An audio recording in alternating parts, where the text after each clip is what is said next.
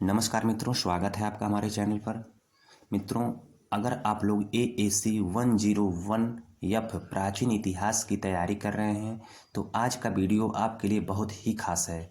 आज हम पूरा प्रीवियस ईयर पेपर 2023-24 आसान भाषा में सॉल्व करने वाले हैं ताकि आपकी तैयारी और मजबूत हो जाए। तो वीडियो को अंत तक ज़रूर देखें और चैनल को सब्सक्राइब ज़रूर करें। तो चलिए चलते हैं इस PDF के पहले प्रश्न पर। ऋग्वेद में कुल कितने मंडल हैं? 8, 10, 6 या फिर 12? इस प्रश्न का सही उत्तर हो जाएगा ऋग्वेद में कुल 10 मंडल हैं। विकल्प बी। ऋग्वेद में कुल कितने मंडल हैं? 10 मंडल। विकल्प बी। प्रश्न नंबर 2 है, भारत की प्राचीनतम लिपि क्या है? खरोष्ठी, ब्राह्मी, देवनागरी या फिर शारदा? इस प्रश्न का सही उत्तर हो जाएगा भारत की प्राचीनतम लिपि ब्राह्मी लिपि है। ये जो खरोष्ठी लिपि है ये बाद की लिपि है, देवनागरी लिपि वर्तमान की लिपि है और जो शारदा लिपि है यह मध्यकालीन लिपि है। मित्रों, प्रश्न नंबर 3 है, देवा नाम प्रिय उपाधि किसने धारण की? देवा नाम प्रिय यानी देवताओं में प्रिय, देवताओं का प्रिय की उपाधि अशोक ने धारण की थी। विकल्प बी। अशोक ने देवा नाम प्रिय या प्रियदर्शी की उपाधि धारण की थी। ये जो चंद्रगुप्त था, चंद्रगुप्त मौर्य मान लीजिए, तो यह मौर्य वंश का संस्थापक था। बिंदुसार चंद्रगुप्त मौर्य का पुत्र था। प्रश्न नंबर 4 पे चलते हैं। इंडिका किसकी रचना है? मेगस्थनीज की, फाहियान की, ह्वेनसांग की या फिर पतंजलि की? इंडिका जो है मित्रों यह मेगस्थनीज की रचना है। विकल्प ए। मेगस्थनीज। मेगस्थनीज जो है यह एक यूनानी राजदूत था जो चंद्रगुप्त मौर्य के दरबार में भारत आया था। फाहियान जो है गुप्त शासक चंद्रगुप्त द्वितीय के दरबार में भारत आया।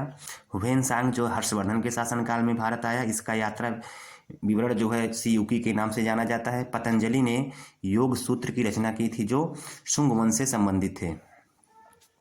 प्रश्न नंबर 5 है, प्रयाग प्रशस्ति का लेखक कौन था? रविकीर्ति, समुद्रगुप्त, हरिशेन या फिर वीरसेन? इस प्रश्न का सही उत्तर है मित्रों प्रयाग प्रशस्ति की रचना हरिशेन ने की थी। मित्रों, ये जो हरिशेन थे यह गुप्त शासक समुद्रगुप्त के दरबारी कवि थे। ये जो रविकीर्ति थे यह चालुक्य शासक पुलकेशिन द्वितीय के दरबारी कवि थे। इन्होंने जो है ऐहोल अभिलेख की रचना की थी। ये जो समुद्रगुप्त थे इन्हीं के बारे में जो है प्रयाग प्रशस्ति की रचना हुई। ये जो समुद्रगुप्त हैं इन्हीं की उपलब्धियों की जानकारी हमें किससे मिलती है? प्रयाग प्रशस्ति से। और इस प्रयाग प्रशस्ति की रचना किसने की थी? हरिशेन ने। और ये जो वीरसेन है इन्होंने ये जो है यह चंद्रगुप्त द्वितीय के दरबारी कवि थे वीरसेन। प्रश्न नंबर 5, मगध जनपद की राजधानी क्या थी? चंपा, कौशाम्बी, पाटलिपुत्र या फिर उज्जैन? ये जो चंपा थी यह अंग महाजनपद की राजधानी थी। कौशाम्बी वत्स महाजनपद की राजधानी थी। पाटलिपुत्र इस प्रश्न का सही उत्तर है। पाटलिपुत्र मगध महाजनपद की राजधानी। और ये जो उज्जैन थी यह अवंती महाजनपद की राजधानी थी। प्राचीन काल में कुल 16 महाजनपद थे। 16 महाजनपदों में मगध महाजनपद की राजधानी पाटलिपुत्र थी। प्रश्न नंबर 7 पे चलते हैं। ऋग्वेद में दुहिता किसे कहा गया है? पुत्र को, पुत्री को, भाई को या फिर बहन को? ऋग्वेद में पुत्र को पुत्री अधिकतम जगहों पे कहा गया है। पुत्री को जो है ऋग्वेद में मित्रों दुहिता कहा गया है। जो इस प्रश्न का सही उत्तर है ऋग्वेद में दुहिता पुत्री को कहा गया है। दुहिता का शाब्दिक अर्थ होता है गाय दूहने वाली। भाई को भातृ कहा गया है और बहन को श्वसा कहा गया है। प्रश्न नंबर 8, गौड़वों की रचना किसने की? वाकपति ने, बाणभट्ट ने, कौटिल्य ने या फिर हरिशेन ने? इस प्रश्न का सही उत्तर हो जाएगा गौड़वों की रचना वाकपति ने की थी जो कन्नौज के शासक यशोधर वर्मा के दरबारी कवि थे। बाणभट्ट ने यह जो है हर्षवर्धन से संबंधित थे। इन्होंने कादम्बरी और हर्षचंद्र की रचना की। कौटिल्य चंद्रगुप्त मौर्य के प्रधानमंत्री थे। इन्होंने अर्थशास्त्र की रचना की। हरिशेन जो थे यह समुद्रगुप्त के दरबारी कवि थे। इन्होंने प्रयाग प्रशस्ति की रचना की जिसमें समुद्रगुप्त की उपलब्धियों की जानकारी लिखी हुई है। प्रश्न नंबर 9, महावीर स्वामी का जन्मस्थान क्या था? महावीर स्वामी का जन्मस्थान कहाँ था? कुशीनगर, कुंडग्राम, पावा या फिर सारनाथ? मित्रों, कुशीनगर में जो है गौतम बुद्ध यानी महात्मा बुद्ध का महापरिनिर्वाण हुआ था, यानी कि कुशीनगर में महात्मा बुद्ध की मृत्यु हुई थी। कुंडग्राम में जो है मित्रों इस प्रश्न का सही उत्तर है कुंडग्राम। महावीर स्वामी का जन्म कुंडग्राम में हुआ था। पावापुरी में जो है महावीर स्वामी की मृत्यु हुई थी। सारनाथ में महात्मा बुद्ध, गौतम बुद्ध ने सारनाथ में अपना पहला उपदेश दिया था। प्रश्न नंबर 10, त्रिपिटक किस धर्म से संबंधित है? जैन धर्म से, ब्राह्मण धर्म से, वैष्णव धर्म से या फिर बौद्ध धर्म से? इस प्रश्न का सही उत्तर हो जाएगा त्रिपिटक का संबंध बौद्ध धर्म से है। त्रिपिटक 3 है, कौन कौन? विनय पिटक, सुत्त पिटक और अभिधम्म पिटक। प्रश्न नंबर 11, अशोक के अभिलेखों की भाषा क्या है? हिंदी, संस्कृत, ब्राह्मी या फिर प्राकृत? इस प्रश्न का सही उत्तर है अशोक के अभिलेखों की भाषा प्राकृत है। पर अशोक के जो अधिकतर अभिलेख हैं उनकी लिपि ब्राह्मी लिपि है और भाषा प्राकृत है। इस प्रश्न का सही उत्तर है विकल्प डी। इस प्रश्न का सही उत्तर है विकल्प डी, अशोक के अभिलेखों की भाषा प्राकृत है।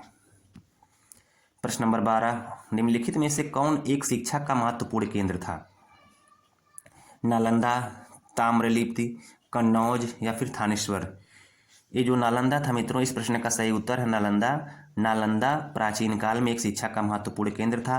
ये जो ताम्रलिप्ति है यह एक बंदरगाह था। कन्नौज और थानेश्वर यह जो एक महत्वपूर्ण राजनीतिक केंद्र थे। प्रश्न नंबर 13, हर्षचरित का लेखक कौन था? बाणभट्ट, कुमारगुप्त, कालिदास या फिर वीरसेन? इस प्रश्न का सही उत्तर है विकल्प ए। बाणभट्ट ने जो है हर्षचरित और कादंबरी की रचना की थी जो हर्षवर्धन के काल से संबंधित थे। गौतम बुद्ध का महापरिनिर्वाण कहाँ हुआ था? बोधगया में, कुशीनगर में, कौशाम्बी में या फिर सारनाथ में? ये जो बोधगया था यहाँ पर गौतम बुद्ध को ज्ञान की प्राप्ति हुई थी। कुशीनगर में ही इस प्रश्न का सही उत्तर है, कुशीनगर में गौतम बुद्ध का महापरिनिर्वाण हुआ था। कौशाम्बी ये वत्स महाजनपद की राजधानी थी। सारनाथ में गौतम बुद्ध ने अपना पहला उपदेश दिया था। प्रश्न नंबर 15 पे चलते हैं। जैन धर्म के 24वें तीर्थंकर कौन थे? पार्श्वनाथ, ऋषभनाथ, अजितनाथ या फिर महावीर स्वामी? ये जो पार्श्वनाथ थे जैन धर्म के 23वें तीर्थंकर थे। ऋषभनाथ इस जैन धर्म के संस्थापक थे, यानी कह सकते हैं आप कि जो ऋषभनाथ थे वह जैन धर्म के पहले तीर्थंकर थे, और जो अजितनाथ थे यह जैन धर्म के दूसरे तीर्थंकर थे, और जो महावीर है यह जैन धर्म के 24वें यानी कि अंतिम तीर्थंकर थे। इस प्रश्न का सही उत्तर है जैन धर्म के 24वें तीर्थंकर, या आप कह सकते हैं कि जैन धर्म के अंतिम तीर्थंकर भी महावीर स्वामी थे। इस प्रश्न का सही उत्तर है विकल्प डी। प्रश्न नंबर 16 है, नंद वंश का अंतिम शासक कौन था? महापद्म नंद, घनानंद, अशोक या फिर चंद्रगुप्त मौर्य? ये जो महापद्म नंद थे यह जैन धर्म नंद वंश के संस्थापक थे, पहले शासक थे, और ये जो घनानंद थे यह इस प्रश्न का सही उत्तर है घनानंद। यह नंद वंश के अंतिम शासक थे जिसकी हत्या मौर्य वंश के संस्थापक चंद्रगुप्त मौर्य ने की थी। ये अशोक जो थे यह मौर्य वंश से संबंधित थे, और चंद्रगुप्त मौर्य जिन्होंने इस घनानंद की हत्या की थी यह मौर्य वंश के संस्थापक थे चंद्रगुप्त मौर्य। इस प्रश्न का सही उत्तर है घनानंद। नंद वंश के अंतिम शासक कौन? घनानंद, जिसकी हत्या किसने की थी? चंद्रगुप्त मौर्य ने। प्रश्न नंबर 17, वैदिक संस्कृत में कुल कितने पुरुषार्थ हैं? वैदिक संस्कृत में कुल 4 पुरुषार्थ हैं। विकल्प सी। कौन कौन? धर्म, अर्थ, काम और मोक्ष वैदिक काल के 4 पुरुषार्थ कहे गए हैं। कौन कौन? धर्म, अर्थ, काम और मोक्ष। प्रश्न नंबर 18, तमिल रामायण के लेखक कौन है? कंबन, पुन्ना, कात्यायन या फिर पाणिनि? इस प्रश्न का सही उत्तर है कंबन को जो है तमिल रामायण का लेखक माना जाता है। कंबन ने तमिल रामायण की रचना की थी। प्रश्न नंबर 19, सनातन धर्म में कुल कितने संस्कार हैं? 14, 16, 18 या फिर 20? इस प्रश्न का सही उत्तर है सनातन धर्म में कुल 16 संस्कार हैं। पहला संस्कार कौन सा है? गर्भाधान संस्कार, और अंतिम संस्कार अंत्येष्टि संस्कार। प्रश्न नंबर 20 है, ऋग्वेद में सीता शब्द का अर्थ क्या है? उर्वरता, हल से बनी हराई, राजा जनक की पुत्री या फिर गाय? ऋग्वेद में सीता शब्द का अर्थ हल से बनी हराई का है। हल से बनी हराई को ऋग्वेद में सीता कहा गया है। ये जो राजा जनक है ये रामायण काल से संबंधित हैं, और एक गाय को ऋग्वेद में अघन्या कहा गया है। गाय को ऋग्वेद में अघन्या कहा गया है। और इस प्रश्न का जो सही उत्तर है वह आपका यही है, ऑप्शन बी, हल से बनी हराई को ऋग्वेद में सीता कहा गया है। प्रश्न नंबर 21, पृथ्वीराज रासो के लेखक कौन हैं? जयानक, चंद्रबरदाई जगनिक या फिर पृथ्वीनाथ। ये जो जयानक थे इन्होंने पृथ्वीराज विजय की रचना की थी, और चंद्रबरदाई जो थे यह पृथ्वीराज रासो की रचना की थी। जो इस प्रश्न का सही उत्तर है, ये सही उत्तर है विकल्प बी। चंद्रबरदाई ने ही पृथ्वीराज रासो की रचना की थी, जयानक ने पृथ्वीराज विजय की रचना की थी, और जगनिक ने आलाखंड की रचना की थी। इस प्रश्न का जो सही उत्तर है वह आपका है विकल्प बी। पृथ्वीराज रासो की रचना चंद्रबरदाई ने की थी, पृथ्वीराज विजय की रचना जयानक ने की थी, और आलाखंड की रचना जगनिक ने की थी। प्रश्न नंबर 22 है, सर्वाधिक सूक्त किसको समर्पित हैं? अग्नि को, इंद्र को, वरुण को या फिर विष्णु को? इस प्रश्न का सही उत्तर है सर्वाधिक सूक्त इंद्र को समर्पित है। इंद्र को कितने सूक्त समर्पित हैं? इंद्र को 250 सूक्त समर्पित हैं, अग्नि को 200 सूक्त समर्पित हैं, वरुण को 12 सूक्त समर्पित हैं, और विष्णु को 5 से 6 सूक्त समर्पित हैं। तो सबसे अधिक सूक्त किसको समर्पित हैं? 250 इंद्र को। इस प्रश्न का सही उत्तर हो जाएगा सर्वाधिक सूक्त इंद्र को समर्पित है, विकल्प बी। प्रश्न नंबर 23, अष्टाध्यायी के लेखक कौन थे? चरक, रवि वर्मा, पाणिनि या फिर वाल्मीकि? इस प्रश्न का सही उत्तर है अष्टाध्यायी की रचना पाणिनि ने की थी, विकल्प सी। प्रश्न नंबर 24 पे चलते हैं, वैदिक काल में ग्राम का मुखिया कौन होता था? राजा, पुरोहित, ग्रामणी या फिर गणपति? इस प्रश्न का सही उत्तर है वैदिक काल में ग्राम का मुखिया ग्रामणी होता था, विकल्प सी, ग्रामणी। प्रश्न नंबर 25 पे चलते हैं, वैदिक काल में किस पशु को अघन्या कहा गया है? वैदिक काल में किस पशु को अघन्या कहा गया? इस प्रश्न को मैंने अभी बता चुका है, मैंने कुछ देर पहले। तो विकल्प क्या है? गाय, बैल, कुत्ता, घोड़ा। ऋग्वेद में गाय को अघन्या कहा गया है, विकल्प ए। ऋग्वेद में गाय को क्या कहा गया है? अघन्या। प्रश्न नंबर 26, गुप्त राजवंश की स्थापना किसने की? चंद्रगुप्त ने, समुद्रगुप्त ने, श्रीगुप्त ने या फिर कुमारगुप्त ने? इस प्रश्न का सही उत्तर है विकल्प सी, श्रीगुप्त ने गुप्त राजवंश की स्थापना की थी। लेकिन इस वंश का जो वास्तविक संस्थापक था वह चंद्रगुप्त था। चंद्रगुप्त प्रथम जो है गुप्त वंश का वास्तविक संस्थापक था, और श्रीगुप्त जो है इस वंश का संस्थापक था। अगर प्रश्न में पूछ ले कि गुप्त राजवंश का वास्तविक संस्थापक किसे माना जाता है, तो उत्तर क्या हो जाएगा? चंद्रगुप्त हो जाएगा फर्स्ट। लेकिन क्या प्रश्न पूछा है कि गुप्त राजवंश की स्थापना किसने की? तो श्रीगुप्त ने, विकल्प सी। इस प्रश्न का सही उत्तर है विकल्प सी। चलिए प्रश्न नंबर 27 पे चलते हैं, मेगस्थनीज किसके शासनकाल में भारत आया था? अजातशत्रु, घनानंद, चंद्रगुप्त मौर्य या फिर दशरथ? इस प्रश्न का सही उत्तर है मेगस्थनीज जो था वह एक यूनानी राजदूत था जो चंद्रगुप्त मौर्य के दरबार में भारत आया था, विकल्प सी। मौर्य शासक चंद्रगुप्त मौर्य के दरबार में मेगस्थनीज भारत आया था। वह कौन था? वह एक यूनानी राजदूत था। मेगस्थनीज ने इंडिका नामक ग्रंथ की रचना की थी। प्रश्न नंबर 28 पे चलते हैं, जीवक किसके राज्य वैद्य थे? चंद्रगुप्त मौर्य के, बिंबिसार के, उदयन के या फिर समुद्रगुप्त के? इस प्रश्न का सही उत्तर है जीवक जो थे वह हर्यंक वंशीय शासक, हर्यंक वंश के शासक बिंबिसार के राज्य वैद्य थे, विकल्प बी। प्रश्न नंबर 29 पे चलते हैं, गौतम बुद्ध ने अपना पहला उपदेश कहाँ दिया था? कुशीनगर में? नहीं। गया में? नहीं। सारनाथ में? हाँ। पाटलिपुत्र में? नहीं। मित्रों, कुशीनगर में जो है महात्मा बुद्ध का महापरिनिर्वाण हुआ था। गया में इनको ज्ञान की प्राप्ति हुई थी। सारनाथ में इन्होंने अपना पहला उपदेश दिया था मित्रों। इसलिए इस प्रश्न का सही उत्तर हो जाएगा विकल्प सी। प्रश्न नंबर 30 पे चलते हैं, गेहूं और जौ के प्राचीनतम प्रमाण कहाँ से मिले हैं? कोल्डिहवा से, हड़प्पा से, लोथल से या फिर मेहरगढ़ से? इस प्रश्न का सही उत्तर है गेहूं और जौ के प्राचीनतम प्रमाण मेहरगढ़ से मिले हैं, मेहरगढ़ से, मेहरगढ़ से। प्रश्न नंबर हम लोग 31 पे चलते हैं, वैदिक साहित्य में सभा और समिति किसकी दो पुत्रियां, सभा और समिति को किसकी दो पुत्रियां कहा गया है? वैदिक साहित्य में सभा और समिति को प्रजापति की दो पुत्रियां कहा गया है, विकल्प डी। सभा और समिति को वैदिक साहित्य में प्रजापति की दो पुत्रियां कहा गया है, विकल्प डी। हम चलते हैं प्रश्न नंबर 32 पे, प्राचीन काल में आर्यों के जीविकोपार्जन का मुख्य साधन क्या था? शिकार, व्यापार, कृषि या फिर शिल्प? इस प्रश्न का सही उत्तर हो जाएगा विकल्प सी। प्राचीन काल में आर्यों के जीविकोपार्जन का मुख्य साधन कृषि था, विकल्प सी। प्रश्न नंबर हम लोग 33 पे चलते हैं, हड़प्पा सभ्यता थी ग्रामीण, नगरीय, अर्धनगरीय या फिर अर्धग्रामीण? इस प्रश्न का सही उत्तर है हड़प्पा सभ्यता जो थी वह नगरीय सभ्यता थी, एक नगरीय सभ्यता थी। हड़प्पा की खोज किसने की थी? हड़प्पा सभ्यता का पहला स्थल कौन था जिसे खोजा गया था? वह हड़प्पा था। किसने खोजा था? दयाराम साहनी ने खोजा था। कब खोजा था? 1921 ईस्वी में खोजा था। किसके नेतृत्व में खोजा था? तो जॉन मार्शल के नेतृत्व में खोजा था। यानी हड़प्पा सभ्यता का पहला खोजा गया स्थल क्या था? ये हड़प्पा ही था।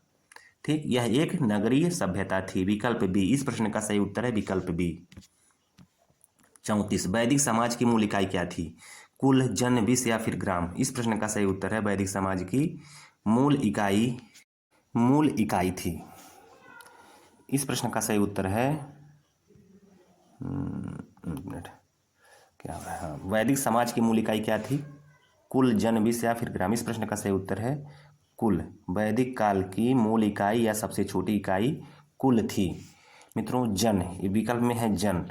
कई विषों को मिला करके क्या बनता था? जन बनता था। कई विषों को मिला करके जन बनता था। और कई विष, ठीक, ये जो विष थे यह कई ग्रामों के संग थे। कई ग्रामों को जब मिला दिया जाता था तो वह विष बनता था।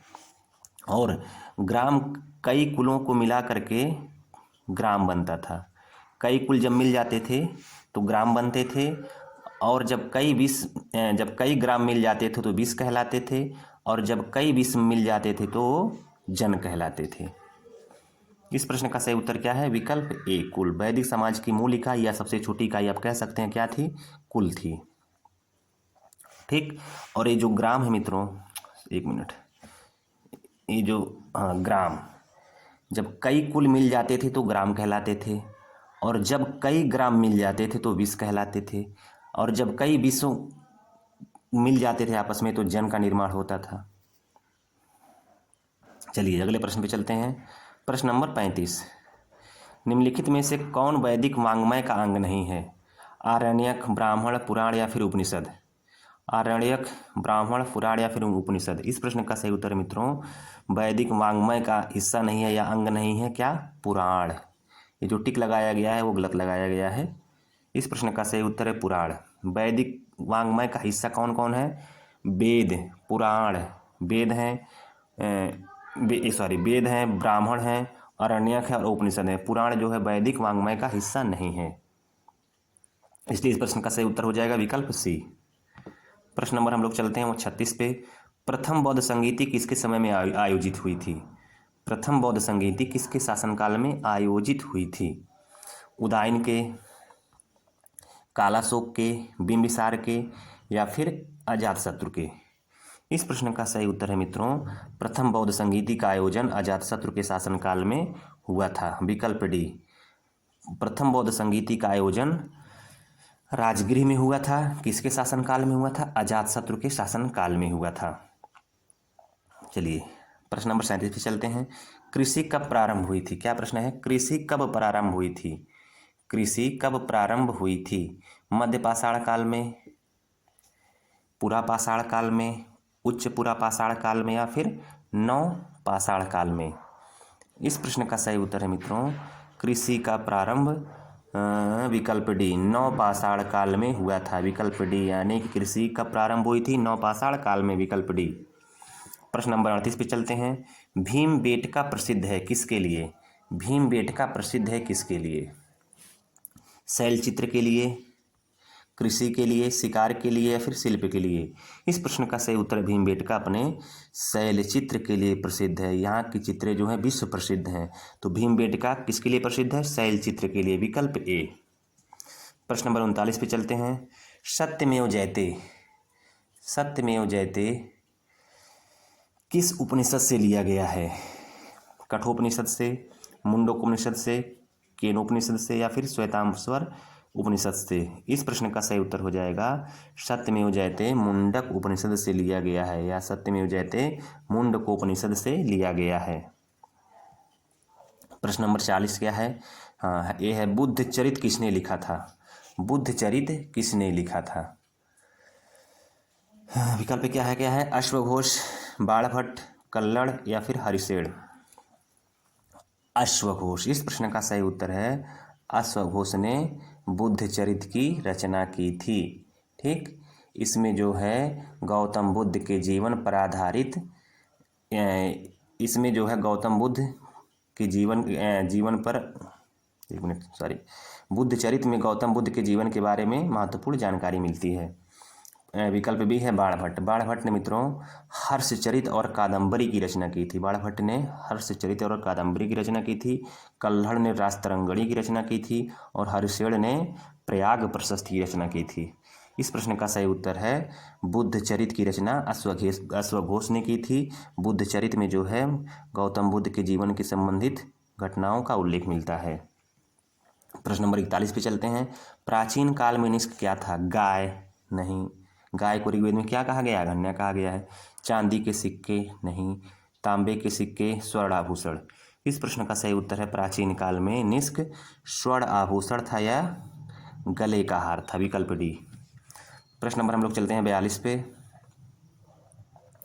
वैदिक काल की सदानीरा नदी का वर्तमान नाम क्या है? वैदिक काल की सदानीरा नदी का वर्तमान नाम क्या है? राप्ती नदी, गंगा नदी, गंडक नदी या फिर यमुना नदी? मित्रों राप्ती नदी को जो है प्राचीन काल में अचिरावती नाम से जाना जाता था। राप्ती नदी को प्राचीन काल में अचिरावती नाम से जाना जाता था। ठीक, गंगा नदी का उल्लेख ऋग्वेद में मित्रों एक बार मिलता है। गंगा नदी का उल्लेख जो है ऋग्वेद में एक बार मिलता है। गंडक नदी। इस प्रश्न का सही उत्तर है मित्रों वैदिक काल की जो सदानीरा नदी थी इसे वर्तमान नाम से में गंडक नाम से जाना जाता है। ठीक, यानी इस प्रश्न का सही उत्तर है सदानीरा नदी का वर्तमान नाम विकल्प सी गंडक नदी है।